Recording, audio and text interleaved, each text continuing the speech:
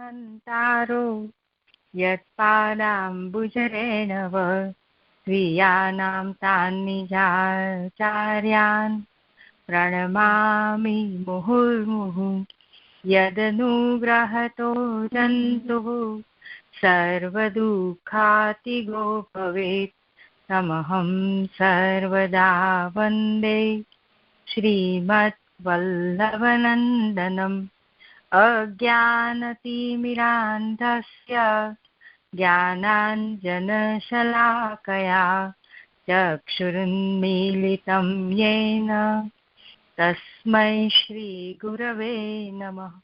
नमामि हृदये शेषे लीलाक्षीराब्धिशायिनं लक्ष्मीसहस्रलीलाभिः सेव्यमानं कलानिधिं चतुर्भिश्च त्रिभिस्तथा षड्भिर्विराजते योऽसौ पञ्चधारदैवम्।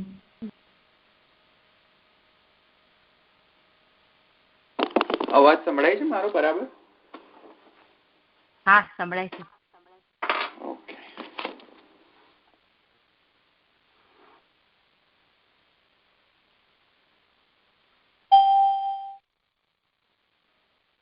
આપણે ગઈક વખતે શું જોયું હતું, જરા આપણે એકદમ શોર્ટમાં આપણે સમરી કરી લો કોઈ.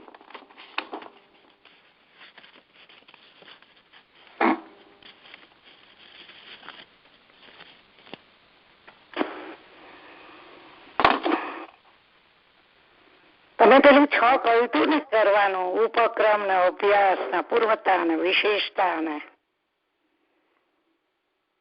હા, હેલો, કરી લાવ્યા તો તારે કામમાં છું કરી લાવ્યા એટલે બબ્બે અક્ષર બોલી જવું એમ. કરી લાવ્યા, એ બધા કરી લાવ્યા છે હોમવર્ક? વિચાર્યું છે પણ કેટલું સાચું છે ખબર નથી. હા, તો એ બોલો. ચાલો, કોણને પહેલા ઉપક્રમ જે છે એ કોને લેવું છે પહેલા? એકદમ બધા એક પછી એક ના બોલવા લાગો. કોઈને બોલવું હોય ઉપક્રમ માટે તો બોલો. પ્રતિમાબેન બોલો. અરે મેં તો આજે જ ગરમ કર્યું, નહીં તો. ગરમ કર્યું? શું ગરમ કર્યું? અરે ભાઈ, મારો બાબુ આવ્યો છે એટલે હમણાં મારથી નહીં લેવાય. એક મિનિટ, તો હું તમને મ્યુટ કરી દઉં છું, તમારાથી બોલાશે નહીં તો. હવે બોલીશ થોડીક વાર રહીને, હમણાં 5 મિનિટ રહીને. હવે બોલો કોઈ, કારણ કે તમારા ત્યાંથી અવાજ બહુ આવે છે. હા બોલો હવે કોઈ. હા બોલો, બીજા કોઈને બોલવું હોય તો બોલો.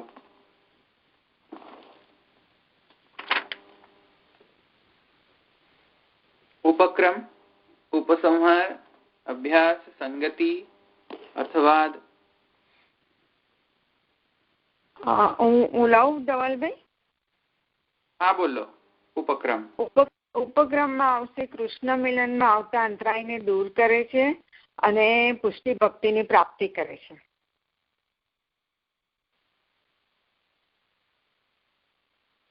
શ્લોક પહેલો. અને ઉપસંહાર?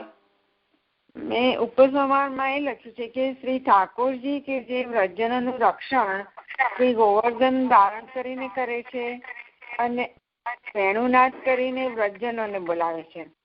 આવા પ્રભુમાં પ્રેમ ભાવ થાય, મનમાં રસનો સાગર ઉછળે, એવી કૃપા કરવા માટે શ્રી ગુસાઈજી શ્રી યમુનાજીને વિનંતી કરે છે.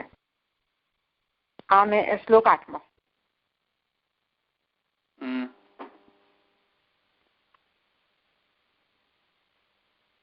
અપૂર્વતા બીજા કોઈ?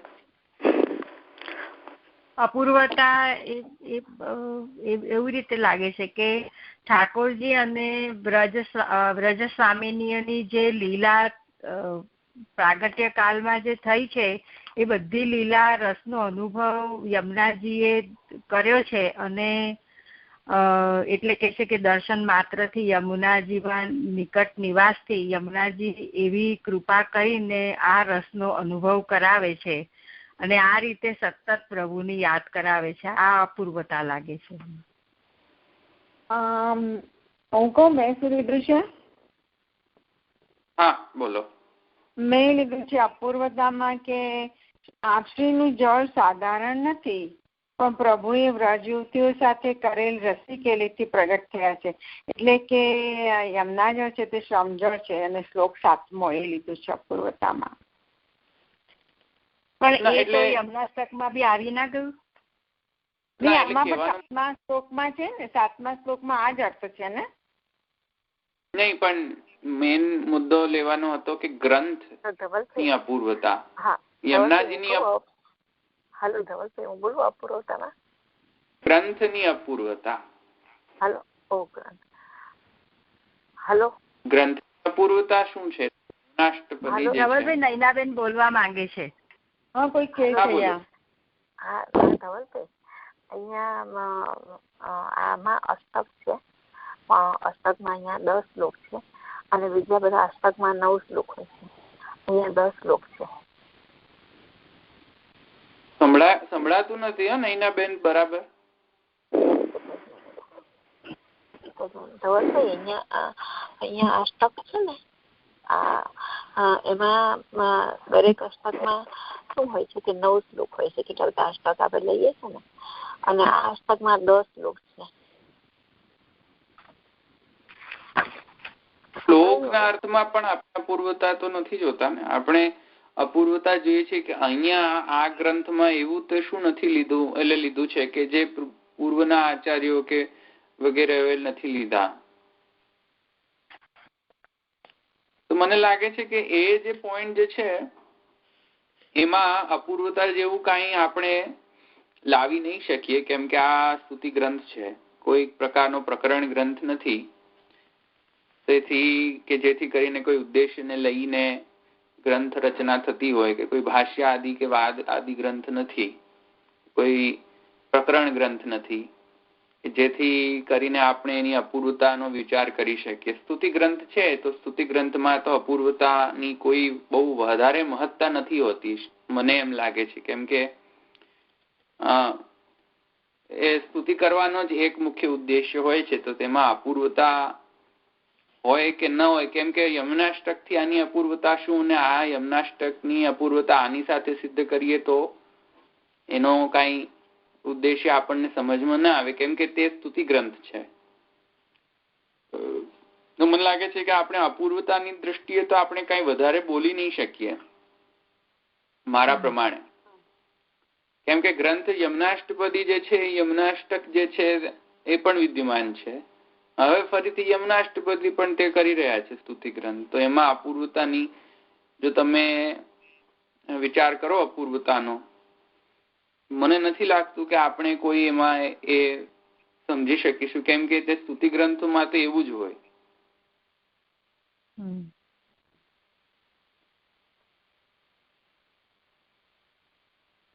અર્થવાદ શું છે એ તો બધાને ખ્યાલ છે, રાઈટ? હા, એ તો સ્તુતિ આખા બધા શ્લોકમાં સ્તુતિ જ છે આખ સુધી. આમાં સંગતિ આવી શકે? ના, સ્તુતિ છે અર્થવાદ જ કહેવાય ને. યમુનાષ્ટક થી પણ સ્તુતિના રૂપમાં જ લખાયું છે. એટલે હા, એ જ બોલ્યા અંજનાબેન. એટલે પ્રેમ ભક્તિનું પ્રત્યક્ષ મૂર્તિમાન રૂપ યમુના જળ છે એવું માનવાનું. શું થાય? બીજા કોઈને? પદ્માબેન નથી આવ્યા? શું ને? અરે મને ગ્રંથની પૂરી સમજ જ નથી ભાઈ.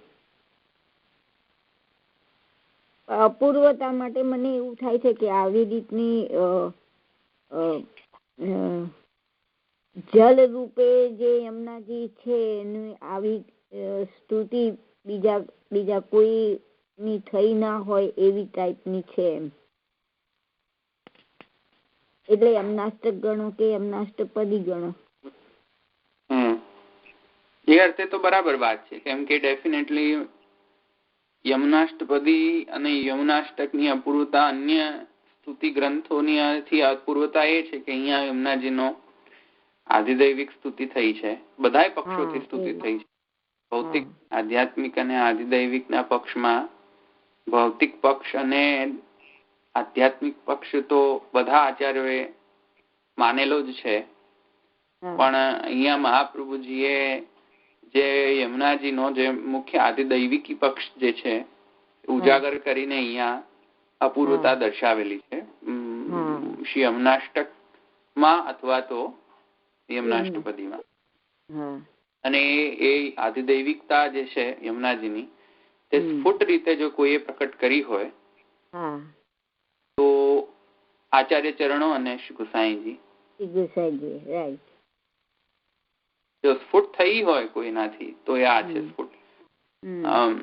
અન્ય આચાર્યોના દ્વારા આવા યમુનાજીના ઐશ્વર્યનો જે વર્ણન સ્તુતિ જે છે અને ઐશ્વર્યનો જે આવા વર્ણનો જે છે અન્ય આચાર્યોથી તો શક્ય નથી થયો આજ સુધી અદ્યાવત. તો અદ્યાવધી જે છે આ સર્વ કાંઈ તો પ્રકટ નતું. યમુનાજી દ્વારા જે પ્રદત્ત જે પુષ્ટિમારી ઐશ્વર્ય જે છે, અષ્ટવિધ ઐશ્વર્ય જે છે એનું વર્ણન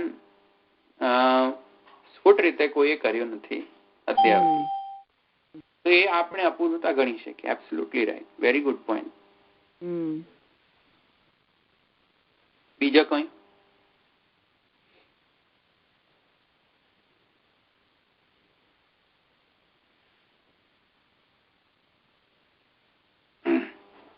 ભલે.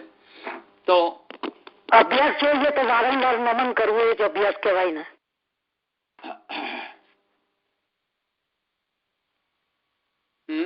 હા,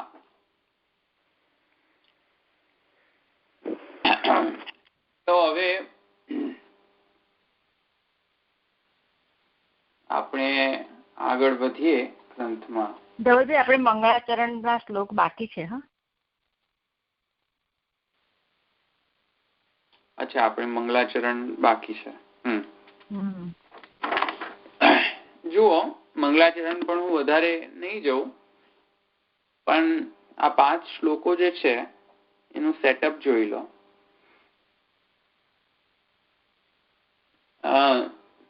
જે 5 શ્લોક જે છે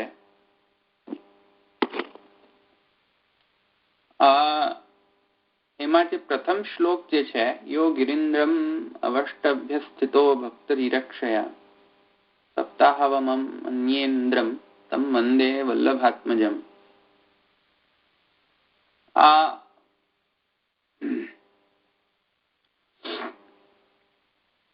શ્રી ગોકુલેશજી જેવી રીતે, એટલે કે શ્રી ગોકુલનાથજી યો ગિરીન્દ્રમ અવષ્ટભ્ય સ્થિતો ભક્તરિરક્ષયા, જેવી રીતે આવી રીતે ઠાકોરજી ભક્તની રક્ષાર્થ જે છે તે ગિરીન્દ્રમ અવષ્ટભ્ય સ્થિતો, અને જે સપ્તાચાર્ય જે છે અને શ્રી મહાપ્રભુજી, શ્રી ગોપીનાથજી અને શ્રી ગુસાઈજી તેમને તેઓ વંદન કરે છે. કેમ કે જેવી રીતે તેવી રીતે ભક્ત રક્ષયા થઈ, ભક્ત રક્ષા માટે તેઓ સ્થિત હતા, તેવી રીતે આજે પણ સાંપ્રતમાં પણ તેવા છે. પુષ્ટિ ભક્તિ માર્ગ માટે કે પુષ્ટિ ભક્તો માટે રક્ષણાર્થ જે છે તે આચાર્યજીને વંદન છે. પછી જે બીજો જે છે, યા કલિંદા ચલે ચારુ પતંતી, શ્રી યમુનાજીના પરક એ 3 સ્તુતિ, 3 શ્લોકથી એ યમુનાજીની સ્તુતિ છે. યા કલિંદા ચલે ચારુ પતંતી સંગતા ભુવિ સ્વભર્તૃ ભક્ત દીનાર્થમ કાલિંદીમ પ્રણમામિતામ. એ યમુનાષ્ટકની અંદર એમનું વર્ણન જે છે તેવું અહીંયા વર્ણન છે. યા કલિંદા ચલે ચારુ પતંતી સંગતા ભુવિ સ્વભર્ત્રી ભક્ત દીનાર્થમ.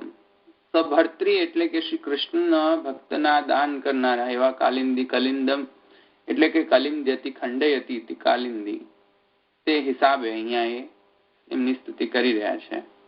યસ્યા સુશીતલ તરંગિત વારી સંગાત ત્યક્ત્વાંતકાદપી ભયમ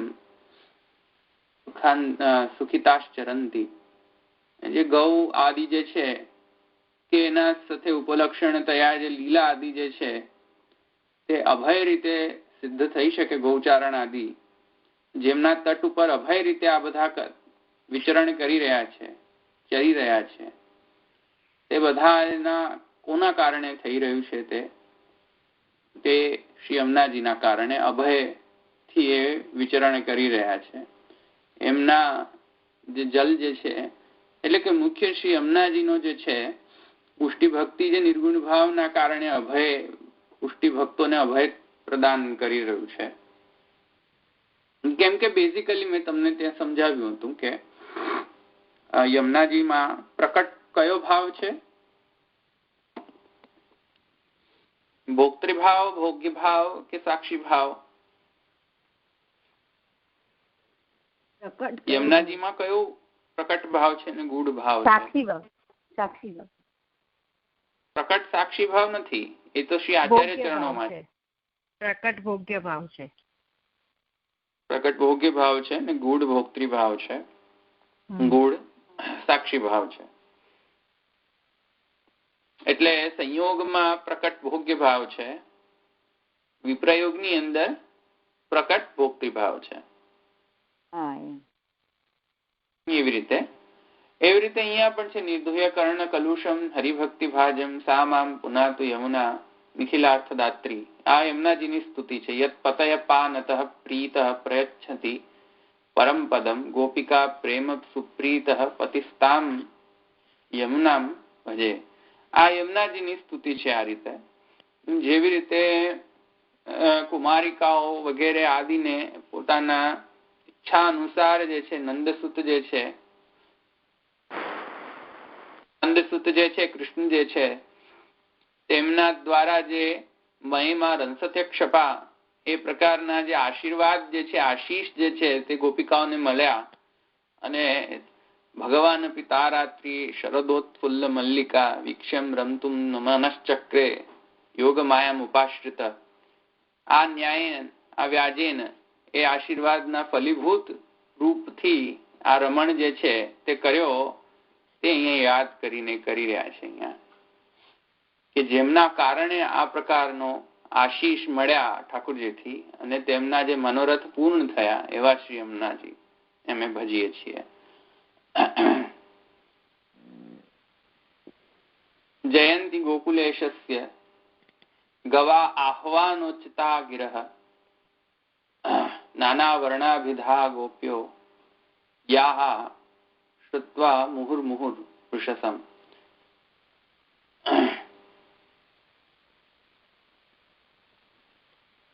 અહીંયા શ્રી ગોકુલેશજીના જે ગાયના આહ્વાન માટે જે વેણુનાદ છે તે અહીંયા કયો છે. એવા શ્રી ગોકુલપતિને પણ નમન છે. એ રીતે અહીંયા મૂળમાં બહુ અંદર ડીપમાં નહીં જતા, એ અહીંયા જસ્ટ ખાલી એક ટચ કરી રહ્યો છે. ખાલી 5 શ્લોક, બહુ વધારે ડીપમાં નથી. પછી નહીં તો આ તો શરૂ જ નહીં થાય. એટલે તો 5 શ્લોક આવી રીતે એમણે વિભક્ત કરેલા છે રઘુનાથજીએ.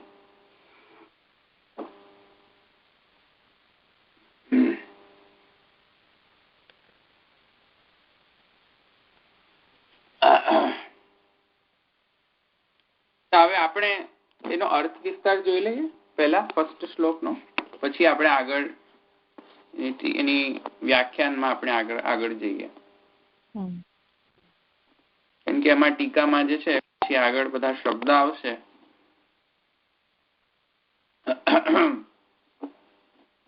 તો પછી એ સમજ નહીં આવે તો ખ્યાલ નહીં આવે ટીકા ક્યાં શું કહી રહ્યું છે.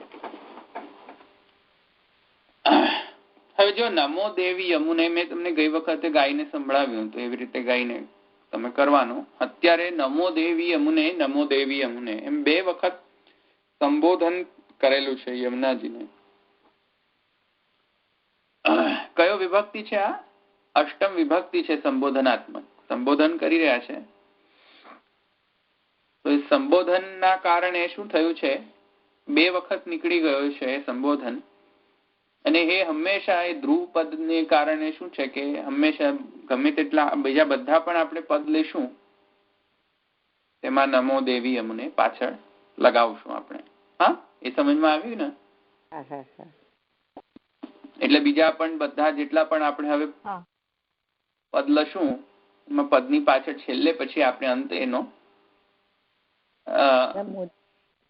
હા.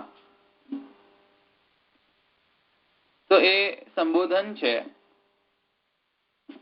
એ એકચ્યુઅલીમાં એ એક્શન નથી, ક્રિયા નથી. હા, હે દેવી અમને એટલું જ છે ખાલી. પછી નમન જે છે છેલ્લે આવી રહ્યું છે, એટલે હે દેવી અમને, આપને નમન. સમજમાં આવ્યું? એટલે નમો દેવી અમને આંખોનો વિસ્તાર જો કરશો તો આ થશે. સમજમાં આવ્યું ને આટલું? હા, હે દેવી અમને નમો, તમને આપને નમન. નમઃ હે દેવી યમુને, આવો અન્વય થશે. એટલે છેલ્લે આપણે દરેક પદની પાછળ વળી પાછળ આપણે રિપીટ કરશું. એટલે જયારે ગાવામાં પણ એ જ ધ્યાન રાખવું.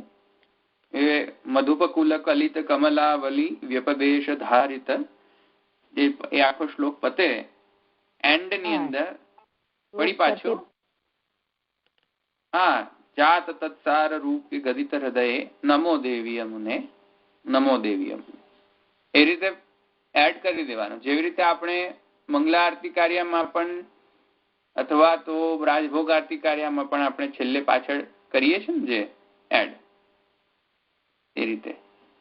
સમજમાં આવ્યું ને? તો આ અહીંયા અન્વય જો આપણે વિચારીએ તો શું થશે? નમઃ હે દેવી યમુને. અષ્ટમ વિભક્તિ છે તેથી યમુને છે. હે દેવી યમુને. અને 2 વખત જે લીધું છે નમો દેવી યમુને, નમો દેવી યમુને, એમાં આમરેડન છે. એ આમરેડન જે છે એક પ્રકારનો સ્તુતિ કરવાનો એક પ્રકાર છે કે જ્યારે ખૂબ જ વધારે ભાવાવેશમાં કોઈની હોય તો આવેશના કારણે એક નહીં પણ 2 વખત તેનો રિપીટેશન થતું હોય છે. અને એ રિપીટેશન જે છે પુનરાવૃત્તિ દોષ તરીકે નથી મનાતો. જ્યારે ભાવાવેશથી જો આવો કોઈ પ્રકારનો સંબોધન થતો હોય તો કૃષ્ણ કૃષ્ણ મહાભાગ, તો કૃષ્ણ કૃષ્ણ જે છે 2 વખત લાગેલો છે સંબોધન હોવા છતાં પણ, હે ને? સમજમાં? ઘણી વખત ભાગવત આદિ શ્લોકની અંદર જુઓ ઘણી વખત 2 વખત સંબોધન થતા હોય છે કે હે કૃષ્ણ 2 વખત. એક વખત 2 વખત મૂકવાની શું જરૂર છે? વ્રજાનંદ કંદમ વ્રજાનંદ કંદમ, તો 2 વખત મૂકવાની શું જરૂર છે? એક જ વખત મૂકો વ્રજાનંદ કંદમ. સમજમાં આવ્યું ને? એ આમરેડન, એ એવું કરવું એ સ્તુતિની એક પ્રકારનો ભાવાવેશને વ્યક્ત કરવાનો પ્રકાર છે. કોઈ પણ ઉત્કટ ભાવ જે છે તે ઉત્પન્ન થતો હોય એ જે પ્રકટ કરવું હોય સ્તુતિની અંદર 2 વખત એનું સંબોધન કરવાનો જે પ્રકાર છે એને આમરેડન કહેવાય. મૂળમાં રિપીટેશન કહેવાય ને. આમરેડન અંગ્રેજી વર્ડ છે? ના, એનું ગુજરાતી આવર્તન થાય, વારંવાર બોલવું, એટલે 2 વાર બોલવું, એમ આવર્તન કરવું 2 વાર. એટલે કાવ્યમાં આવું ઘણી વખત થતું હોય છે. સમજમાં આવ્યું? એટલે 2 વખત મૂકેલું છે. શ્રી ગુસાઈજીના યમુનાજી પ્રત્યે જે ભાવાવેશ જે છે સ્તુતિ જે છે ભાવાવેશના કારણે 2 વખત સંબોધન થયું છે. એટલે કોઈકના માટે આપણને જયારે વધારે ભાવ ઉત્પન્ન થાય તો આપણે ઘણી વખત એ વ્યક્તિને 2 વખત બોલાવતા હોઈએ છીએ. જલ્દીમાં કઈ અથવા તો જલ્દી હોય તો ઘણી વખત, ઇમરજન્સીમાં હોય તો પણ 2-3 વખત બોલાવતા સંબોધન કરતા હોઈએ છીએ. અથવા તો ભાવાવેશમાં પણ આપણે વ્યક્તિનો ને સંબોધન 2-3 વખત કરતા હોઈએ છીએ. એ અહીંયા સુસ્પષ્ટ રીતે અહીંયા પ્રકટ થયેલું છે. અહીંયા જુઓ 2 વખત લખેલા છે સંબોધન. સમજમાં આવ્યું? અહીંયા આ ક્લિયર થયું? તો તેથી કરીને 2 વખત છે અહીંયા એ આમ્રેડનના કારણે. અથવા તો જુદા પણ અર્થો ઘણા લોકોએ કરેલા છે કે 2 વખત કેમ છે. એક જે છે શ્રી યમુનાજી છે એ એક અર્થથી શ્રી ગુસાઈ જે કરેલો હશે, અને એક જે સંબોધન છે એ કોઈક બીજા અર્થથી શ્રી યમુનાજીને સંબોધન કરેલા હશે. એટલે જુદા જુદા વિશેષણો યુઝ કરીને કદાચ કોઈ ભાવ, વિશેષણ એક જ છે પણ જે એ વિશેષણની પાછળ જે ભાવ જે છે એ અલગ અલગ હોવાના કારણે કદાચિત શ્રી ગુસાઈજીએ 2 વખત સંબોધન લખેલો છે. પણ મૂળની અંદર આ વાત તો બહુ સ્પષ્ટ છે કે આ આમ્રેડન છે. મૂળતઃ આ વાત એકદમ સ્પષ્ટ છે કે આ આમ્રેડન છે. ઘણા સ્તુતિ ગ્રંથોમાં આપણે આ આમ્રેડન જોઈ શકીએ છીએ. વ્રજાનંદ કંદમ જે છે એમાં પણ આ જ છે. તમે ગાઓ છો ને જે સવારે વ્રતચર્યાના પદોમાં પ્રથમ જ વ્રતચર્યાનું પદ જે છે વ્રતચર્યાષ્ટપદી, એ વ્રતચર્યાષ્ટપદીમાં પણ એક્ઝેક્ટલી પાછું આ જ છે કથા. તો ધેર ઓલ્સો એ રિપીટેશન છે. એ સમજમાં આવે ને? વ્રતચર્યાષ્ટપદી તો તમને ખબર હશે, તમે ગાતા હશો વ્રતચર્યાના દિવસોમાં. હા, હમણાં જ ગયું ને, હમણાં 2-3 મહિના થયા ને તે વખતે ગાયું હશે. રાઈટ. એ વ્રજાનંદ કંદમ ની જ સ્ટાઇલ થી આ છે ગાવાનું છે. એટલે આ યમનાષ્ટપદી ની સ્ટાઇલ થી ગાવાનું છે. એ પાછું જપતાલ થી જ છે. એ પાછો ભૈરવ જ છે પાછો. એટલે એક્ઝેક્ટલી જેવી રીતે મેં ગઈ વખતે ગાયું હતું એ જ રીતે વ્રતચર્યાષ્ટપદી પણ એ જ રીતે ગાવાનો પ્રકાર છે. એક્ઝેક્ટલી એ જ. મને લાગે છે જપતાલ જ આવે છે એની અંદર પણ. હું તો જપતાલમાં જ ગાઉં છું.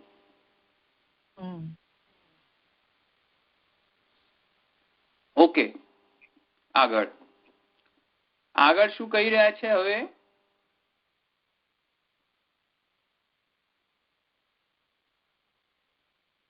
કે હે શ્રી યમુને હર કૃષ્ણ મિલનાંતરાયમ. હર કહી રહ્યા છે એટલે કે આપ હરો. સમજમાં આવ્યું ને? હવે આને ઓર્ડર નહીં લો અહીંયા કે આ તો જરા જસ્ટ આ તો એવું લાગી રહ્યું છે કે શ્રી ગુસાઈજી શ્રી યમુનાજીને ઓર્ડર કરી રહ્યા છે. ઓર્ડર નથી કરી રહ્યા. આપ કૃપા કરીને હરો. સ્તુતિમાં થોડો ઓર્ડર હોય. સ્તુતિમાં કેવી રીતે ઓર્ડર હોય? એ જ કહી રહ્યો છું. એટલે જ હું કહી રહ્યો છું. એટલે અહીંયા હર શબ્દ છે એટલે આપ હરો. તો હરો એવો અર્થ નીકળે એટલે કોઈને એવું ગલતી ન થઈ જાય કે આમ હરો કેમ કહો છો. તો શું હરો એની જો આપણને એ થાય કે ભાઈ શું હરો, તો ત્યાં કહે છે કૃષ્ણ મિલનાંતરાય. કૃષ્ણ મિલન માં જે અંતરાયો જે છે એમને હરો.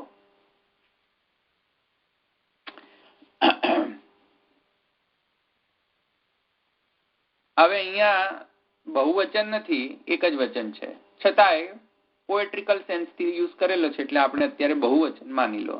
એક્ઝેક્ટલી વર્ડ ટુ વર્ડ તો અહીંયા બહુવચન નથી. એટલે અંતરાયો ઘણા બધા છે પણ અહીંયા ખાલી એક જ અંતરાય લખેલો છે. પણ પોએટ્રિકલ સેન્સ છે એટલે આપણે એને વિવેચનની અંદર જોશું આપણે. ઓકે, હવે આગળ શું કહી રહ્યા છે જુઓ. એટલે અહીંયા હરો એમ જે કહ્યું છે તે વિજ્ઞપ્તિના અર્થમાં છે, એટલે પ્રાર્થનાના સેન્સમાં છે. તે સમજમાં આવ્યું ને આટલું? એટલે એક જે ફર્સ્ટ પાર્ટ જે છે તેમાં નમન છે સંબોધનથી. નમન કર્યા પછી તુરંત જ બાદ એક વિજ્ઞપ્તિ આવી રહી છે કે આપ કૃષ્ણને ના મિલનમાં આવતા જે અંતરાયો છે તેમને હરો. આ એક વિજ્ઞપ્તિ. એટલે સ્ટાર્ટિંગ જે છે એ નમનથી છે અને પછી વિજ્ઞપ્તિ છે. હવે આગળ શું કહી રહ્યા છે વિજ્ઞપ્તિ પછી? જો જુઓ, નિજનાથ માર્ગદાયિની કુમારી કામપુર કે કુરુ ભક્તિરાયમ. વળી પાછું કુરુ શબ્દ વળી પાછું આવ્યું. હર છે, હવે કુરુ કરો. સમજમાં આવ્યું? કરો. શું કરો એટલે અંડરલાઈન કરો જ્યાં. એટલે તમને છે ને આ વ્યાખ્યાન સમજવામાં બહુ એકદમ સરળતા આવી જશે જો તમે એનો ટ્રાન્સલેશન બરાબર સમજ્યા હો તો. એટલે અંડરલાઈન કરો. એક તો છે નમો, નમન છે, નમઃ. બીજો છે હર અને ત્રીજો છે હવે કરો. અહીં વળી પાછી શું કરો એની જો આપણને આકાંક્ષા થાય તો એનો જવાબ છે કે હા, નિજનાથ માર્ગદાયિની કુમારી કામપુર કે કુરુ ભક્તિરાયમ કુરુ. સોરી, ભક્તિરાયમ કુરુ. બરાબર ને? કરો શું કરો? ભક્તિથી સમૃદ્ધ કરો. આયો સમજમાં? કોને? અમને ભક્તિથી સમૃદ્ધ કરો. અને કોણ ભક્તિથી? આપ એટલે કે આપ એવું વિશેષણ શું છે એમનું? યમુનાજીનું વિશેષણ છે નિજનાથ માર્ગદાયિની કુમારી કામપુર કે. અહીંયા લચીલો અર્થ છે પણ એ અર્થ હમણાં હું નહીં કહું. એ વ્યાખ્યાનની અંદર અર્થ વધારે સ્ફુટ થશે. અત્યારે હું એનો અર્થ નહીં કરું, નહીં તો વળી પાછા તમે કન્ફ્યુઝ થઈ જાય કે હવે આ વળી પાછી માથાકૂટ ક્યાં ચાલુ કરીએ અત્યારે ટ્રાન્સલેશનના ટાઈમે. એટલે અહીંયા બે પાઠ છે. એક વાત સમજી લો, કુમારી કામપુર કે અથવા તો કુમારી કામપુરી કે. સમજમાં આવ્યું? આટલું બે પાઠ છે. કામપુર, કામપુરી.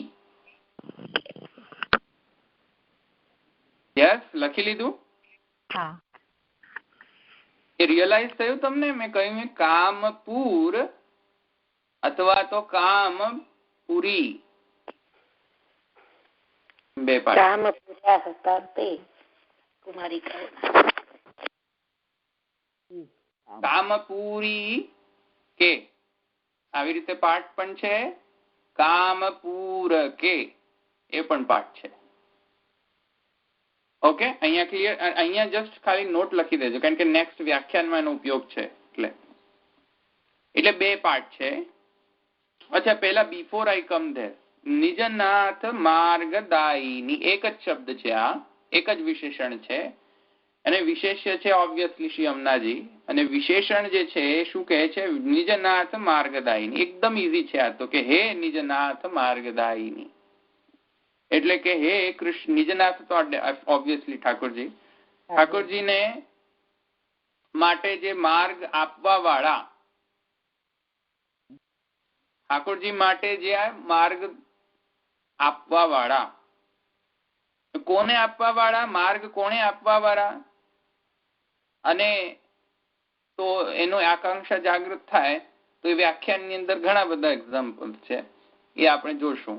પણ એ આકાંક્ષા ડેફિનેટલી આવશે આપણને કે હવે કોને માર્ગ આપે છે, કોનો માર્ગ સરળ કરી આપે છે ને ક્યાંથી ક્યાં લઈ જવાનો. ડેસ્ટિનેશન છે નિજનાથ.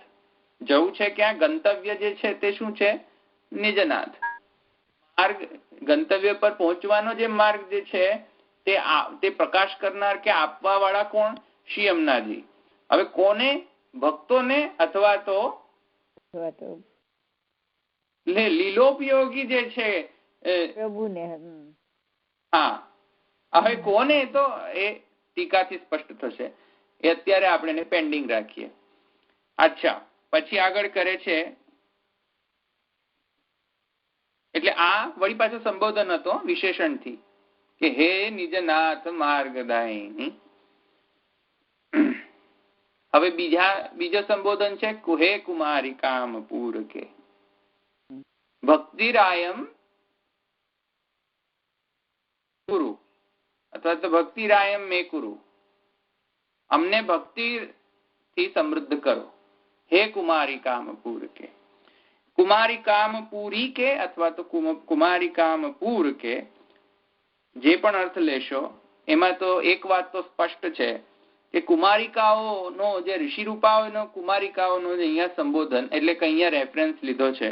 ઋષિરૂપાઓ જે છે, કુમારિકાઓ જે છે, ગોપિકાઓ, તેમણે જે વ્રત કર્યો હતો કાત્યાયની વ્રતના વ્યાજથી, જે પ્રકારથી તેમના જે મનોરથો હતા, નંદસુત પતિ મે કુરુ, એ પ્રકારનો મનોરથ જેવી રીતે ત્યાં પૂર્ણ કર્યો તેવી રીતે અમારા પણ અત્યારના મનોરથ એમને પૂરો. તેથી પૂરી અને પૂર બેમાં ઘણો બધો પ્રોબ્લેમ છે, પણ એ આપણે જોશું. તો એ જેવી રીતે ત્યાં એમના કામોનો પૂરણ કર્યો હતો તેવી રીતે અમારા પણ અત્યારના જે કામો જે છે ઠાકોરજીને પ્રાપ્ત કરવાના જે, એ પણ એવી રીતે પૂરો સાંપ્રત કાળમાં જેવી રીતે તે વખતે કર્યા તેવી રીતે અત્યારે કરો. સમજમાં આવ્યું ને? સિમ્પલ છે. એવી રીતે એ પૂરા કર્યા પછી જે ભક્તિરાયમ, ભક્તિથી અમને સમૃદ્ધ કરો, પુષ્ટિ ભક્તિથી. એટલે કે અહીંયા ડેફિનેટલી નિર્ગુણ ભાવથી સમૃદ્ધ કરો, એ જ અર્થ નીકળશે ને. તો નિર્ગુણ ભાવથી અમને ભક્તિરાયમ મે કુરુ. ભક્તિરાયમ, ભક્તિ એટલે પુષ્ટિ ભક્તિ એટલે કે નિર્ગુણ ભાવથી અમને સમૃદ્ધ કરો. ટ્રાન્સલેશન સમજમાં આવી ગયું?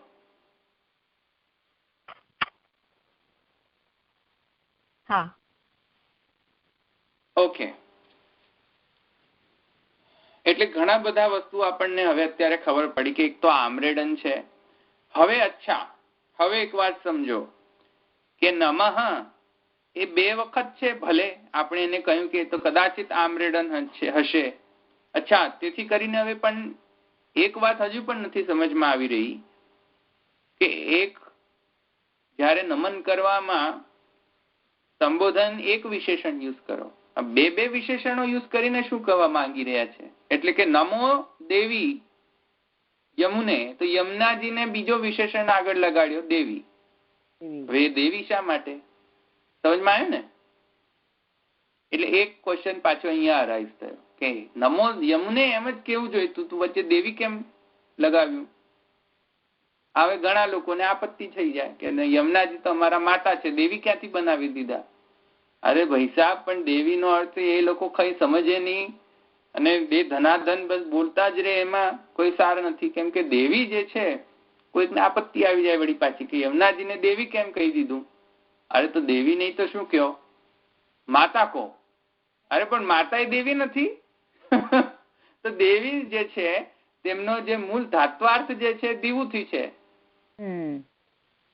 તમને ધાત્વાર્થથી જોશો તો દીવું સ્વપ્ન કાંતિ વિજિગિષા દીવું ક્રીડા એ પણ અર્થ થાય છે. દીવું ક્રીડા લીલાર્થ પણ થાય છે, અર્થ સ્વપ્ન પણ થાય છે, કાંતિ પણ થાય છે, વિજિગિષા પણ થાય છે. આઈ થિંક 7 અર્થ થાય, 7 કે 12 અર્થ થાય છે દીવું ધાત્વાર્થના. તો જેનાથી શબ્દ દેવી બનેલો છે અને દેવ બનેલો છે, એ દેવ અને અથવા તો દેવી શબ્દ જે છે તેનો જે મૂળ ધાતુ જે છે દીવું, એ દીવું ધાતુ જે છે તેના તો આટલા બધા અર્થ નીકળે છે. તો કેમ યમુનાજી ન હોઈ શકે? ડેફિનેટલી હોઈ શકે. કેમ કે લીલાકર, જે લીલા કરે તેને પણ દેવ જ કહેવાય. ક્રીડા એટલે કે લીલા. હા, જે લીલા કરે તે દેવ, એ રીતે જે લીલા કરે તે દેવી. આવી ને સમજમાં? ધાત્વાર્થ સમજો તો સમજમાં આવે, નહીં તો પછી એવું જ લાગે કે ભાઈ માતા કેમ નહીં કહી ને દેવી કેમ કહ્યું? કેમ કે પયઃ પાનત એમ તો તમે યમનાષ્ટકમાં કહો છો જ, યમોપી ભગિની સુતાન, એ શ્લોકમાં તમે એમ કહો છો. પછી માતા કેમ નહીં કહેતા? અરે પણ માતા નથી કહેતા, પણ દીવુમાં બધું આવી ગયું. માતા ગણો તો માતા આવી ગયા. જો તમે આમ ગણતા હોય કે લીલાર્થ જે છે એ કૃષ્ણના પ્રિયા છે, તો એ પણ આવી ગયું.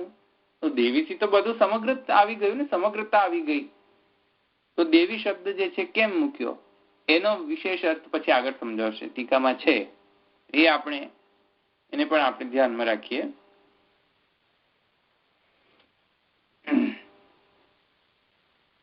અચ્છા, બીજી આકાંક્ષા એવી થાય કે હર કૃષ્ણ એ હરની જે એક જે પ્રથમ વિજ્ઞપ્તિ જે છે હરવાની, અંતરાયોના હરવાની, એમાં કૃષ્ણ પદ છે અને બીજામાં માર્ગદાયીની જે છે તેમાં કૃષ્ણ પદ નહીં રાખી નિજનાથ. એમ કેમ પાછું? સમજમાં આવ્યું? એનો પાછું એક્સપ્લેનેશન તો જરૂરી છે ને. એ કોની રિસ્પોન્સિબિલિટી છે? વ્યાખ્યાકારની. વ્યાખ્યાકારને સમજાવવું પડે પાછું. એ નહીં તો એમને મલ્લલ ટપ્પુ વ્યાખ્યાનકાર હોય તો તે બસ એમને દીધે જ રાખે. તમારે આ અલ્લલ ટપ્પુ નથી, આ શ્રી રઘુનાથજી છે. રઘુનાથજી આનો ખુલાસો કરેલો છે, એટલે આપણે એ પણ જોશું. અને જે મેં એમ તમને હમણાં જ સમજાવ્યું કે કુમારી કામ પૂરી અથવા તો પૂર, એ બંનેના પણ પાઠભેદથી અર્થ એકદમ સુસ્પષ્ટ સુષ્ઠું એમણે સારી રીતે અને એકદમ સુંદર રીતે એમણે એક્સપ્લેનેશન શ્રી રઘુનાથજીએ કરેલું છે. તો એ પણ આપણે જોઈશું. એટલે આટલા 5 વિભાગથી આપણું વ્યાખ્યાન ચાલશે. 5 પાર્ટ્સ. સમજમાં આવ્યું આટલું?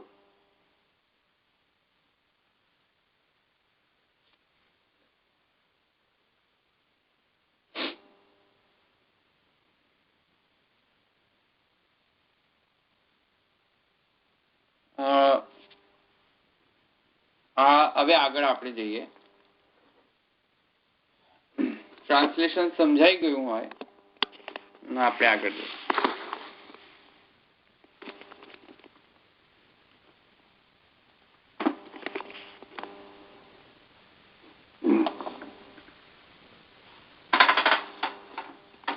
શું કહે છે? ફર્સ્ટ, અષ્ટપદી ગીતેન યમુનામ પ્રાર્થયિતુમ સ્તોતુંચ. કઈ પ્રાર્થના ને કઈ સ્તુતિ? હવે સમજાય છે ને શું વિજ્ઞપ્તિ છે અને કઈ સ્તુતિ છે? સંબોધનમાં જુઓ. હા, હે કૃષ્ણ મિલનાંતરાયમ હર, હે ને? હે નિજનાથ માર્ગદાયીને, હે કુમારી કામપુર કે, એ સ્તુતિ છે કે નહીં? પ્રાર્થયિતુમ શું? હર કૃષ્ણ મિલનાંતરાયમ કુરુ ભક્તિરાયમ. પ્રાર્થયિતુમ છે ને, આ પ્રાર્થના છે ને. એટલે અહીંયા જુઓ, એટલે હરે કૃષ્ણ મિલનાંતરાયમ પ્રાર્થના કરતા પહેલા કોઈ પણ પ્રકારની પ્રાર્થના કે સ્તુતિ પહેલા ગ્રંથ જેમાં જે સ્તુતિ ગ્રંથ હોય કે કોઈ પણ ગ્રંથ હોય, મંગલાચરણ રૂપે અથવા તો મંગલ આચરણ રૂપે અથવા તો તત્ત દેવ કે દેવીની સ્તુતિ જેની થવાની હોય એ કરતા પહેલા આ દીનતા પ્રકટ કરવાનો પરિપાટી છે. કોઈ પણ ગ્રંથકાર જયારે સ્તુતિ કરે ત્યારે કિમાસનમ તે ગરુડાસનાય લક્ષ્મી કલત્રાય કિમસ્તિ દેયમ વાગીશમ કિમ ચે વચનીયમ અસ્તિ. એ છે કિમાસનમ તે ગરુડાસનાય કિમ ભૂષણમ તે કૌસ્તુભ ભૂષણાય લક્ષ્મી કલત કિમસ્તિ દેયમ વાગીશમ કિમ તે વચનીયમ અસ્તિ. એ પ્રકારથી જે છે, જેમ શ્રી મહાપ્રભુજીએ ત્યાં દૈન્ય પ્રકટ કર્યો, નિબંધ આદિ ગ્રંથોમાં પણ અનેક પ્રકારથી, ષોડશ ગ્રંથોમાં પણ અનેક પ્રકારથી નત્વા હરિમ જે છે એ પ્રકારથી મંગલાચરણ કરેલો છે. તેવી જ રીતે ઇવન નમામિ યમુનામ અહમ ત્યાંથી પણ મંગલાચરણ આચરણ કરેલું છે દૈન્ય પ્રાકટ્ય પ્રકટ કરવા માટે. એ દૈન્ય પ્રાકટ્યાર્થ અહીંયા પણ શ્રી ગુસાઈજી જે છે તે આમ્રેડન પૂર્વક નમો દેવી અમને, નમો દેવી અમને. એ તેથી કરીને અહીંયા આગળ કહે છે આદવ નમસ્યંતી. આમાં સમજમાં આવ્યું ને? પેલા નમન કર્યું છું. એટલે આ સર્વકાય જે કૃતિ જે છે અમારી જે છે સ્તુતિરૂપ જે કૃતિ છે અમારી, તે અમારાથી કાંઈ પણ શક્ય નથી. એ આગળ યમનાષ્ટકમાં પણ શ્રી ગુસાઈજીએ આપની ટીકામાં કરેલું છે કે અમે આપની સ્તુતિ શું કરીએ? આપ અષ્ટવિધ ઐશ્વર્ય જે છે એનું દાન કરીને તો એમના એ અષ્ટવિધ ઐશ્વર્યના દાન કરવાથી તો અમારામાં વાણી સ્ફુટ થઈ. હવે એ વાણીથી આપની સ્તુતિ કરું? અરે રે, સમજમાં આવ્યું? એ વાણી યુઝ કરીને, એ લિમિટેડ વાણી જે છે એ યુઝ કરીને આપનો જે સ્વરૂપ જે છે અનલિમિટેડ સ્વરૂપ જે છે, અને એ અનલિમિટેડ સ્વરૂપની જે એ સ્તુતિ જે લિમિટેડ વાણીથી જો હું કરું તો એ તો સ્વરૂપની યોગ્યતા નથી એવી. એટલે કે એવી સ્તુતિ આવી યોગ્ય તો નથી કે આટલી જ હું લિમિટેડ સ્તુતિ કરું વાણી દ્વારા, લિમિટેડ વાણી દ્વારા. તેથી કરીને દૈન્ય પ્રકટ કરવાનો એક પ્રકારનો પરિપાટી છે, એક ડિસિપ્લિન છે. એ બધા જ કરતા અત્યારે તો કોઈ મંગલાચરણ કરતો નથી. અત્યારના ગ્રંથોમાં કોઈ મંગલાચરણ હોતો નથી. સાંપ્રત મોડર્ન જે ગ્રંથો હોય છે બધી પોએટ્રીઝ માં કોઈ પ્રકારનો મંગલાચરણ હોતો નથી. આવી રીતે પણ તે વખતે આ એકદમ ડિસિપ્લિન થી આ કોઈ પણ ગ્રંથ જોઈ લો તમે, આચરણ તો હોય જ. દરેક ટીકાઓમાં મંગલાચરણ પહેલા હોય છે. તો તેથી કરીને અહીંયા પણ એ પેલો સિંહાસનમ તે ગરુડાસનાય વાળો જે ભાવ છે તે અહીંયા છે. સમજમાં આવ્યું? તો ક્વેશ્ચન આવ્યો છે એટલે સિંહાસનમ એટલે ગરુડજી માટે આસન માટે સ્પેશિયલી એમાં વિશેષ કશું આવે છે? નહીં, મૂળ મુદ્દો એ છે. મૂળ મુદ્દો એ છે અત્યારે આમાં આના રિલેશનમાં નથી, જુદું છે એક ખ્યાલ છે મને. આ તો ભાગવતાર્થ વખતે મહાપ્રભુજીએ કરેલું છે. નહીં, એટલે હું એ જ પૂછું છું. એટલે આસન માટે ગરુડજીનું નામ કે છે, તો એ ગરુડજીમાં એ શું વિશેષતા કહેવાય કે આસન માટે એને કહે છે એમ? રીતે નથી કહેલો, એ અર્થ રીતે નથી કહેતો હું. અર્થ અહીંયા જે અર્થ જે હું કહેવા માંગી રહ્યો હતો તે એ છે કોઈ પણ પ્રકારના સેવામાં આપણે જયારે તત્પર થઈએ કે કોઈ પણ પ્રકારની સ્તુતિમાં તત્પર થઈએ, જે સ્તુતિમાં જે વાણી જે છે એ પણ પાછી પ્રદત્ત જ હશે. અને જે સેવામાં જે કાંઈ પણ સામગ્રી યુઝ કરીએ છીએ, સામગ્રી એટલે ખાલી ખાવાની જ વસ્તુ નહીં, બધું જ આવી ગયું એમાં. તો એ જે સામગ્રી યુઝ કરી રહ્યા છે ને પોતે પણ પાછો બ્રહ્મ પ્રદત્ત જ છે. બ્રહ્મનો જ ઉપાદાન કારણ, બ્રહ્મ જ સર્વકાયનું ઉપાદાન કારણ હોવાના કારણે રો મટીરિયલ તો બ્રહ્મ જ છે. હવે એ બ્રહ્મનો રો મટીરિયલ પછી બ્રહ્મને જ આપણે કહીએ કે લો તમારી સેવા કરો, તેમાં કોઈ પ્રકારનો અહંકારનો પ્રાકટ્ય ન થઈ જાય. તેથી કરીને પરિપાટી એવી છે. તેથી કરીને મહાપ્રભુજીએ પણ કહ્યું કે આ આખો સમગ્ર ગ્રંથનો આરંભ કરી રહ્યા છીએ તેની અંદર આપમાં તો કાંઈ ખોટ નથી, કે આપની અંદર એવું કાંઈ પણ નથી કે જે અમારાથી મળી શકે, એક્સ્ટ્રા અમે આપી શકીએ, છતાં પણ અમે સેવા કરશું, છતાં પણ અમે સ્તુતિ કરશું. એ વ્યાજે ને કે પેલો જે ભાવાવેશથી જે ભાવ ઉત્પન્ન થયો છે એને આઉટલેટ આપવા માટે શું છે કે કોઈક સ્તુતિ તો પ્રકટ થશે જ ને. હવે એ સ્તુતિની લિમિટેડનેસ જે છે એના કારણે, કોઈ પણ પ્રકારની લિમિટેડનેસ આવવાના કારણે અમારામાં જો અન્યથા કોઈ પણ પ્રકારનો દોષ પ્રકટ થાય તો એ અમને માફ કરો. સમજમાં? એ આશય છે. એ ખ્યાલ આવ્યો. પણ આમ બીજા 12નો ક્વેશ્ચન છે. આ ગરુડજીનું નામ લીધું છે, લક્ષ્મીજીને તો ખ્યાલ આવે કે આટલી લક્ષ્મી માટે, ગરુડજીમાં શું વિશેષતા કહેવાય? એટલે આસન માટે ગરુડજીનું નામ આવે છે નહીં. એટલે એ તો શું છે કે માને સંચિંતયે ભગવતશ્ચરણારવિંદમ વજ્રાંકુશ ધ્વજ સરોરુહ લાંછનાઢ્યમ ઉત્તુંગ રક્ત વિલસન નખ ચક્રવાલ જ્યોત્સ્નાભિરાહત મહદ હૃદયંધકારમ યચ્છૌચ નિસ્તૃત સરિત પ્રવરોદકેન તીર્થેન મૂર્ધનિધિકૃતેન શિવઃ શિવો ભૂત ધ્યાતુર્મનઃશમલ શૈલ નિકૃષ્ટ વજ્રમ ધ્યાયેચ્ચિરમ ભગવતશ્ચરણારવિંદમ.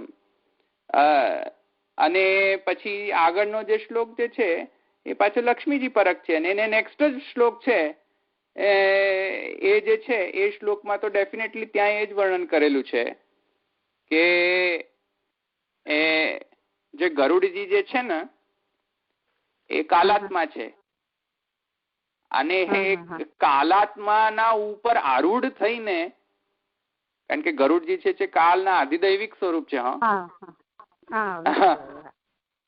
કાલના આધિદૈવિક સ્વરૂપ પર આરૂઢ થઈને ભગવાન જે છે તે એમનો વાહન બનાવીને પધારે છે. જ્યાં પણ આપ પધારવા માંગે કાલ પર આરૂઢ થઈને પધારે કે અમે કાલાતીત છે ને કાલાતીતના આધિદૈવિક ઉપર અમે આરૂઢ થઈને લીલા કરશું. તેથી કરીને ત્યાં તો ચોખ્ખું ત્યાં વર્ણન છે જ. એ શ્લોક જે હમણાં મેં કહ્યો ને એમાં ચોથો શ્લોકમાં એ વર્ણન છે જ. હા, ગરુડજી જે છે હી ઇઝ ધ આધિદૈવિક સ્વરૂપ ઓફ કાલ. કાલના આધિદૈવિક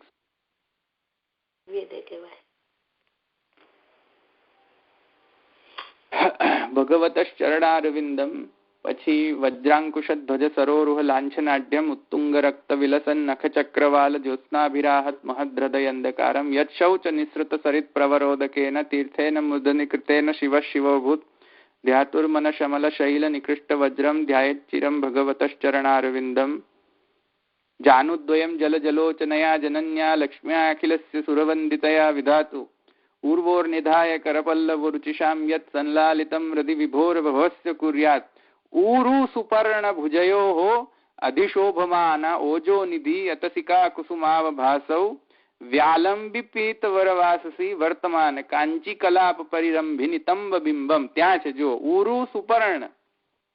सुपर्ण એટલે આ Garudji, he is called as સુપર્ણ. એમના હા ગરુડજી સુપર્ણ. ऊरु સુપર્ણ સુપર્ણના ભુજોની અંદર જેમના જે શ્રીપાદ જે છે તે વિસ્તારિત થઈને એમના સુપર્ણો ઉપર વિદ્યમાન થયા છે, આરૂઢ થયા છે. ઉરુ અને જેમની જે ઉરુ જે છે તે ગરુડજી ઉપર ધારણ કરેલું છે. ઉરુ સુપર્ણ ભુજયો અધિશોભમાન. એ તો એઝ ઇફ કે જેવી રીતે અતસિકા કુસુમાવભાસૌ, એઝ ઇફ કે his brilliancy is as if looking like an અતસિકા ફ્લાવર. અતસિકા ફ્લાવર કેવું હોય? બ્લુઇશ કલર નું ફ્લાવર હોય. અને અતસિકા બ્લુઇશ કલર નું ફ્લાવર હોય એમાં ગોલ્ડન ટિન્ટ હોય. એટલે ગોલ્ડન ગરુડ હોય, એ ગરુડ ઉપર બ્લુઇશ કલર ના વિષ્ણુ વિદ્યમાન હોય તો કેવી આભા આવે જુઓ. ઉરુ સુપર્ણ ભુજયો અધિશોભમાન ઓજો નિધિ અતસિકા કુસુમાવભાસૌ. અતસિકા કુસુમ જે છે એ આવું અતસિકા કુસુમ આવું હોય, બ્લુઇશ કલર નું હોય. જેવી રીતે વાદળોનો કલર હોય એવો જ હોય. એ તો ઠાકોરજી પણ એવા જ ને. એ ઠાકોરજી સુવર્ણ ગરુડજી ઉપર વિદ્યમાન રહે તો કેવા દેખાય? How does it look like? So અતસિકા કુસુમાવભાસૌ મને વ્યાલંબિપીત વ્યાલંબિપાસસી વર્તમાન કાંચી કલાપ પરિરંભી નિતંબ બિંબમ. નિતંબોમાં જે વર્તમાન જે છે કાંચી જે છે, કારણ કે જે કટીપેચ છે ને કાંચી કહેવાય સંસ્કૃતની અંદર. કટીપેચ એ કાંચી ધારણ કરેલી છે. ઉરુમાં કાંચી ધારણ કરે. ઉરુ એરિયા હોય ને જે નાભી કમલ ની થોડાક નીચે જે હોય ઉરુ કમલ, એ જે ઉરુ જે છે ત્યાં નાભીની નીચે હોય, નાભી નહીં, નાભીની નીચે હોય, એ ઉરુ કહેવાય એરિયા, ઉરુ પ્રદેશ. એ ઉરુ પ્રદેશ છે તેમાં કાંચી ધારણ કરે છે. તો એ કાંચી જે છે ગ્રેવિટેશનલ ફોર્સ નો સેન્ટર છે, સેન્ટર ઓફ ગ્રેવિટી છે હ્યુમનમાં. કાંચી નહીં, સોરી, ઉરુ પ્રદેશ. તો એને બેલેન્સ કરવા માટે શું છે, ઉરુનો ઉપયોગ થાય. જયારે કોઈ પણ ઘોડા સવાર હોય ને, તો સારો ઘોડે સવાર થવું હોય ને તો ઉરુ એકદમ સ્ટ્રોંગ હોવું જોઈએ. ઉરુ એરિયા, એ ઉરુ એરિયા સ્ટ્રોંગ ના હોય ને તો તમે એને હોર્સ રાઇડિંગ કશું રાઇડ ન કરી શકો. You will just fall down. તો ઠાકોરજી પણ જયારે આરૂઢ ઠાકોરજી એક મિનિટ મને ફિનિશ કરી દેવા દો. હવે ઠાકોરજી પણ કાલાત્મા ઉપર આરૂઢ થાય, then he use his uru is comes into the picture. તેથી કરીને સ્તુતિકાર પણ ઉરુનો ત્યાં સ્તુતિ કરી રહ્યા છે. ભગવત દૂર જે ઉરુ પ્રદેશ જે છે તે સેન્ટર ઓફ ગ્રેવિટીને મેન્ટેન કરવા માટે જે રીતે ઉરુ ભગવત સ્વરૂપ ઉરુ જે છે ત્યાં એમની સ્તુતિ એ રીતે કરે છે. અને ડેફિનેટલી ગરુડ જે છે તે તો કાલાત્મા જ છે.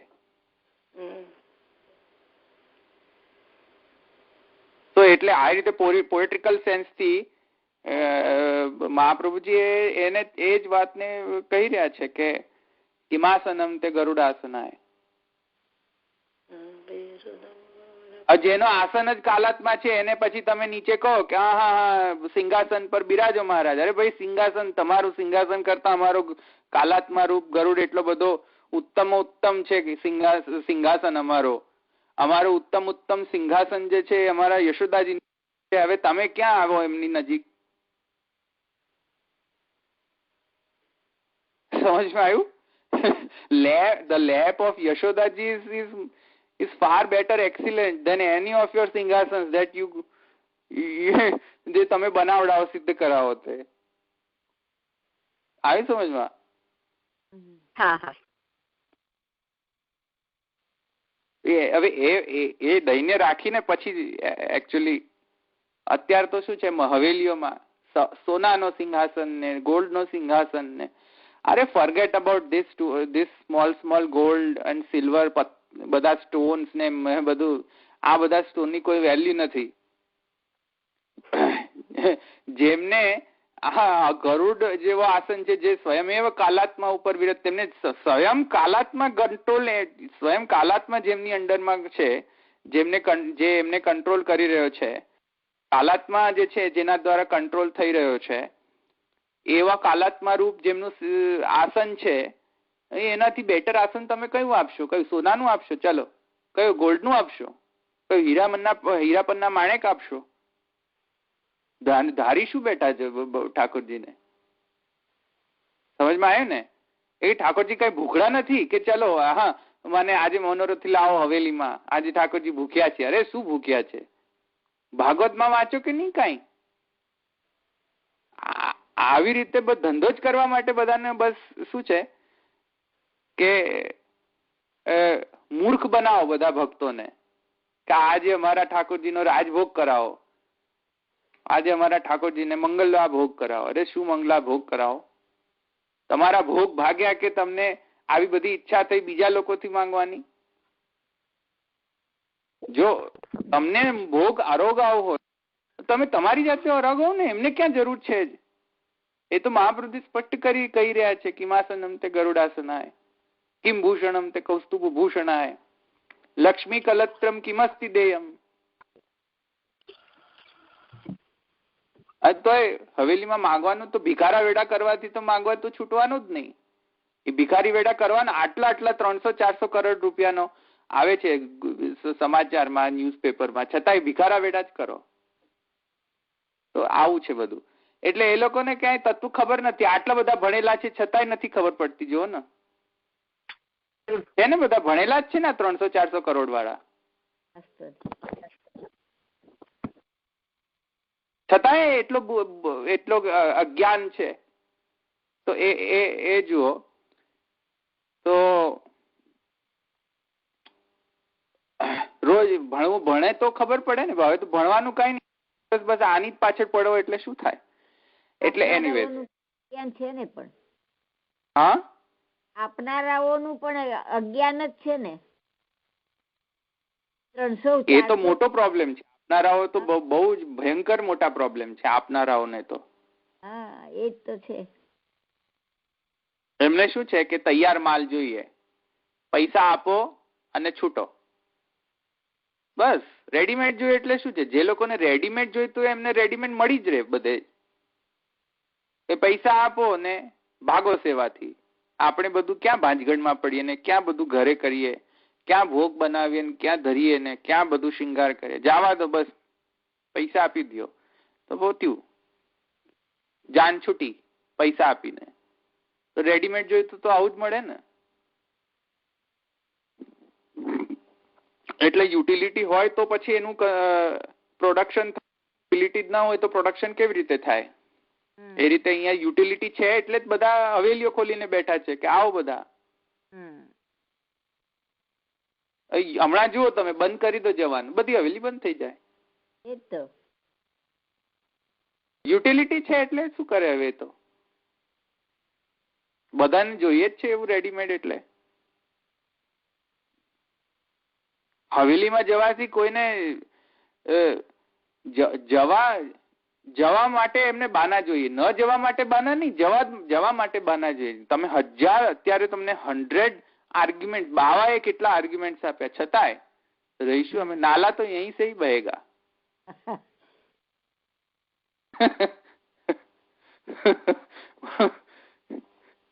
તમારી આજ્ઞા સર આંખો પર,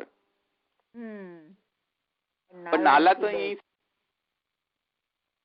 કરવાના. અમે જે કરવાના, તમે 1000 તમે સિદ્ધાંત લઈ આવો કે 1 કરોડ સિદ્ધાંત કહો, નાલા તો યહીં સે હી બહેગા. એટલે આ તો શું છે, વસ્તુ યુટિલિટીની છે. એ યુટિલિટી જ્યાં સુધી ચાલે ત્યાં સુધી બધું પ્રોડક્શન ચાલતું રહે. ફેક્ટરી ચાલે, યુટિલિટી બંધ થાય, ફેક્ટરી બંધ થઈ જાય. તો પુષ્ટિ માર્ગમાં ભક્તિના વેચાણ કરવા માટેની જે ફેક્ટરીઝ જે છે, એ બધી હવેલીઓ જે છે અત્યારની, બધી પબ્લિક હવેલી, જેટલી પણ પબ્લિક ટ્રસ્ટ હવેલી, બધી ફેક્ટરી છે, ભક્તિને વેચવા માટેની ફેક્ટરીઝ છે. એ ફેક્ટરીઝ ક્યાં સુધી ચાલુ રહેશે? આપણા જેવા કસ્ટમરો હશું ત્યાં સુધી ચાલુ રહેશે. કસ્ટમર ક્લાયન્ટ બંધ થાય એટલે ફેક્ટરી બંધ થાય. આપણે જ બગાડનારા બધા. આવું સાંભળે ને જે જાણે છે તે પણ જનારા છે એમ. એ તો કે થાય છે, મને ખબર છે. અહીંયા આટલા આ કોન્ફરન્સમાં હું આટલું મોટું કરીને બોલું છું ને ક્લિયરલી, તોય અત્યારના આ કોન્ફરન્સમાં હું જાણું છું કે જાય છે, હજુ જાય છે, જો જાય છે. નિખાલસતાથી થાય છે. એ તો બોલ્યા કરે ધવલભાઈ, એ દેવ બાવા બોલ્યા કરે, મહાપ્રભુજી બોલ્યા કરે તો બોલ્યા કરે. નાલા તો અહીં સે બહેગા એમ છે. તો એ ન સુધરે. એ તો પુષ્ટિ પ્રવાહ મર્યાદા ભેદ છે. એટલે શું કરે બિચારા? બીજભાવનું વરણ હોય જ નહીં તો એ તો જવાનું જ વરણ હોય કે તમે તો જાઓ, અહીંયા જ ઘેટા બકરાની જેમ જાઓ, વાંધો નથી. તો શું કરે બિચારા? એમને પણ દયા આવે અમને કે આટલું કહેવા છતાં પણ પ્રવાહમાં જ ઘૂસવું હોય તો ઘૂસો. ભગવદ ઈચ્છા, ભગવદ લીલા, એન્જોય કરો. શું કરે? એ રીતે છે. એટલે સરોજબેને પ્રશ્ન પૂછ્યો ને મેં આ બધી માથાકૂટ ચાલુ કરી. પણ સાંભળો, આ માથાકૂટ કરીએ, સાંભળવી જોઈએ.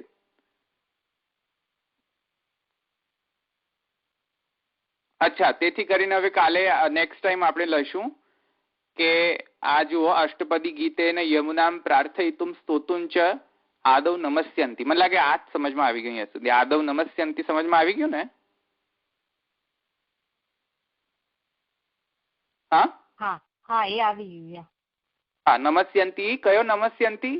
આમ્રેડનથી નમો દેવી અમને, નમો દેવી અમને. આ નમન છે.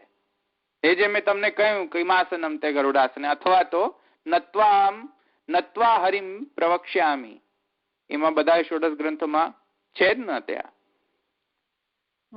એ રીતે નમામિ હૃદયે શેષે, નમામિ યમુનામહમ, બધી જગ્યાએ આ હશે જ. એ દૈન્ય પ્રકટ કરવા માટે છે. એટલે દૈન્ય જે છે તેને પ્રકટ કરવા માટે આ કરેલું છે. એને આપણે બીજા અર્થથી પણ જોઈએ કે ભક્તિ જે છે મહાત્મ્ય જ્ઞાન પૂર્વસ્તુ સુદ્રઢ સર્વતોધિક સ્નેહ. એટલે જે સ્નેહ એવો નહીં કે મહાત્મ્ય જ્ઞાનથી પુષ્ટ ન થયેલો હોય. એટલે મહાત્મ્ય જ્ઞાન દ્વારા, એટલે કે અહીંયા ઉપાદાન કારણ નથી મહાત્મ્ય જ્ઞાન. હા, સમજો. મહાત્મ્ય જ્ઞાન ઇઝ નોટ ઉપાદાન કારણ ફોર સ્નેહ. એ સમજમાં આવે છે ને હું શું કહું છું? ટેકનિકલી હું વાત કરી રહ્યો છું કે ઇટ ઇઝ નોટ ઉપાદાન કારણ. એ કોઈક નિમિત્ત કારણનો પ્રકાર છે મહાત્મ્ય જ્ઞાન. ઇટ્સ નોટ ઉપાદાન કારણ. તો યુ કેનોટ સે કે મહાત્મ્ય જ્ઞાન જ્યાં સુધી નહીં આવે ત્યાં સુધી સ્નેહ પ્રકટ નહીં થાય, એવું જરૂરી નથી. સમજ? ઉપાદાન નથી એટલે. ઉપાદાન કારણ કોણ છે? આત્મનસ્તુ કામાય સર્વમ પ્રિય નવારે સર્વસ્ય કામાય સર્વમ પ્રિયમ ભવતી. આત્મનસ્તુ કામાય સર્વમ પ્રિયમ ભવતી. નવારે પુત્રસ્ય કામાય પુત્રમ પ્રિયમ ભવતી. આત્મનસ્તુ કામાય સર્વમ પ્રિયમ ભવતી. નવારે જે છે પુત્રની જે કામના જે છે, નવારે પુત્રસ્ય કામાય સર્વમ પ્રિયમ ભવતી. પુત્રમ જે છે પુત્રની કામનાના કારણે શું છે કે હા પ્રિયતા લાગે છે. એના સર્વ ધર્મોની અંદર એના સર્વ કામ, કેમ કે આપણે પુત્રને પ્રેમ કરીએ, પુત્ર જે કરે ને આપણે હા બેટા કર. અને પુત્રને કામનાને કારણે આ બધું કરીએ છીએ. પુત્રની કામના કેમ છે? નવારે સર્વસ્ય કામાય આત્મનસ્તુ કામાય સર્વમ પ્રિયમ. નવારે સર્વસ્ય કામાય સર્વમ પ્રિયમ ભવતી. આત્માના પ્રિય પુત્ર પ્રિય લાગી રહ્યો છે, અને આત્માના પ્રિયતા કેમ લાગી રહી છે? પરમાત્માના કારણે. તો એ બીજ ભાવ જે સ્નેહ જે છે એનો ઉપાદાન કારણ મહાત્મ્ય જ્ઞાન નથી, દેટ ઇઝ નિમિત્ત કારણ. તો અહીંયા એમ કહી શકીએ આપણે કે નમો દેવી અમને નમો દેવી એ મહાત્મ્ય સૂચક છે. શ્રી યમુનાજીનું મહાન મહાત્મ્ય એટલું બધું છે કે ઓહો, અષ્ટવિધ ઐશ્વર્ય ભગવતા દત્તા. ઓહો, એટલો બધો મહાત્મ્ય છે કે we cannot now use our limited વાણી, use our limited things for you. સમજમાં આવ્યું ને? એ નમન જે છે એ અર્થ પણ સૂચન કરે છે, મહાત્મ્ય સૂચક છે. મહાનતાના કારણે શું આવશે? દૈન્ય પ્રકટ થશે. સમજમાં આવ્યું ને? કોઈક વ્યક્તિ મહાન હોય આપણાથી તો આપણામાં દૈન્ય આવે ને. તો મહાત્મ્ય જ્ઞાન મહાત્મ્ય સૂચક છે. નમો દેવી અમને નમો દેવી મહાત્મ્ય છે. એ મહાત્મ્ય સૂચક છે. તેથી કરીને પ્રથમ નમસ્યંતિ આદવ નમો દેવી અમને.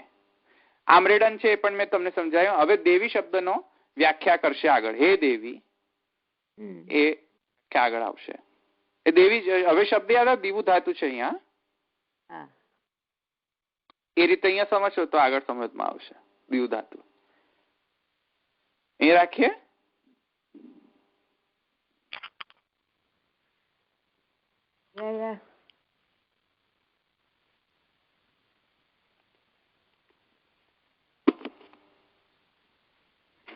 દ્રઢૈન ચરણ કેરો ભરોસો, દ્રઢૈન ચરણ કેરો શ્રી વલ્લભ નખ ચંદ્ર છટા બિનસો સબ જગમાં અંધેરો ભરોસો. દ્રઢૈન ચરણ કેરો साधन और नहीं या कली में जासो हो या निवेरो. सूर कहा कहे द्विविधांधरो बिना मोल को चेरो भरोसो. प्रलय न चरण केरो. श्री वल्लभाधीश की जय. श्री गोपीनाथ प्रभु चरण की जय. श्री गुसाई जी परम दयाल की जय. श्याम सुंदर श्री यमुने महारानी की जय. श्री द्वारिकाधीश की जय. सर्वे वैष्णव ने जय श्री कृष्ण. जय श्री कृष्ण. जय श्री कृष्ण. जय श्री कृष्ण.